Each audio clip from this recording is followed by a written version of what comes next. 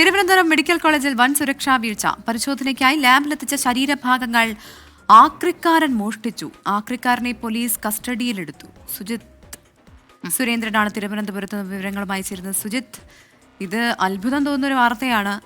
അതായത് ലാബിൽ പരിശോധനയ്ക്ക് എത്തിച്ച ശരീരഭാഗങ്ങളൊക്കെ ഇയാൾ മോഷ്ടിക്കാൻ ശ്രമിച്ചത് എന്തുകൊണ്ടാണ്?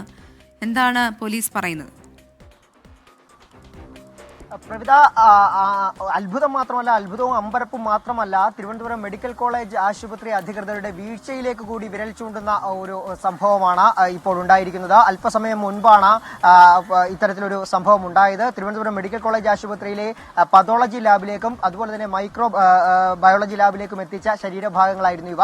അതായത് ആശുപത്രിയിലെ ഓപ്പറേഷൻ കഴിയുന്ന രോഗികളുടെ ശരീരഭാഗങ്ങൾ, മറ്റെന്തെങ്കിലും തരത്തിലുള്ള രോഗങ്ങൾ അവർക്കുണ്ടോ, എന്തെങ്കിലും തരത്തിലുള്ള മരുന്നുകളുടെ സൈഡ് എഫക്ട്സ് ഉണ്ടോ, ഇതൊക്കെ പരിശോധിക്കുന്നതിന് വേണ്ടിയൊക്കെയാണ് ഈ ശരീരഭാഗങ്ങൾ ശേഖരിക്കുന്നത്.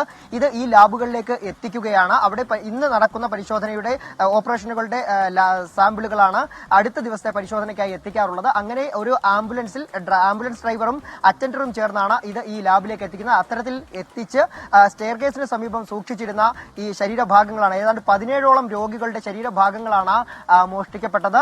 അത് അവിടെ എത്തിച്ച ശേഷം ഇത് പിന്നീട് പരിശോധനയ്ക്കായി ഇത് ശേഖരിക്കാൻ തുടങ്ങുമ്പോൾ ഇത് കാണാതാകുന്ന ഒരു സാഹചര്യം ഉണ്ടാവുകയായിരുന്നു. ഉടൻ തന്നെ അങ്കലാപ്പിലായ അവിടുത്തെ ആശുപത്രിയിലെ ലാബിലെ ജീവനക്കാർ ഇത് പോലീസിൽ പരാതി നൽകുകയായിരുന്നു. അതിനുശേഷമാണ് പോലീസ് നടത്തിയ പരിശോധനയിലാണ് ഈ ആക്രിക്കാരനെ കണ്ടെത്തിയത്. ഇവർ ആദ്യം തന്നെ ഈ ലാബിലെ ജീവനക്കാർ ഒരു സംശയം പ്രകടിപ്പിച്ചിരുന്നു. അവിടെ ആ പ്രദേശത്ത് ഒരു ആക്രിക്കാരൻ കറങ്ങി നടക്കുന്നത് കണ്ടിരുന്നുവെന്ന്.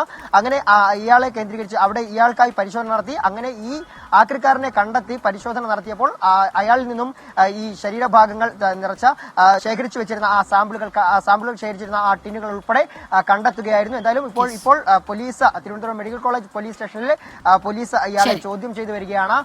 മറ്റെന്തെങ്കിലും തരത്തിലുള്ള സംഭവങ്ങളുണ്ടോ, ഇതിന് പിന്നിലുണ്ടോ എന്നതടക്കമുള്ള കാര്യങ്ങൾ പോലീസ് പരിശോധിക്കുകയാണ്. പ്രവിത. ശരി, സുജിത് സുരേന്ദ്രനാണ് തിരുവനന്തപുരത്ത് നിന്ന് വിവരങ്ങൾ നൽകിയത്. ഒരു പക്ഷേ അയാൾ ആക്രിയാണെന്ന് കരുതി എടുത്തുകൊണ്ട് പോയതായിരിക്കാം. പക്ഷെ അതിൽ സുരക്ഷാ വീഴ്ച തീർച്ചയായിട്ടും അത് മെഡിക്കൽ കോളേജ് അധികൃതരുടെ ഭാഗത്ത് തന്നെയാണ്. നമ്മൾ നമ്മുടെ ആരെങ്കിലും ഒക്കെ അവിടെ കിടക്കുന്നുണ്ടെങ്കിൽ ഒരു ബൈസ്റ്റാൻഡർ ഈ സമയത്തിനല്ലാതെ പെട്ടെന്ന് എന്തെങ്കിലും എത്തിക്കാനൊക്കെ കയറി കഴിഞ്ഞാൽ ഒരു 100 പേരുടെ ചോദ്യം ചെയ്യലായിരിക്കും. വലിയ പ്രശ്നങ്ങളാണ്.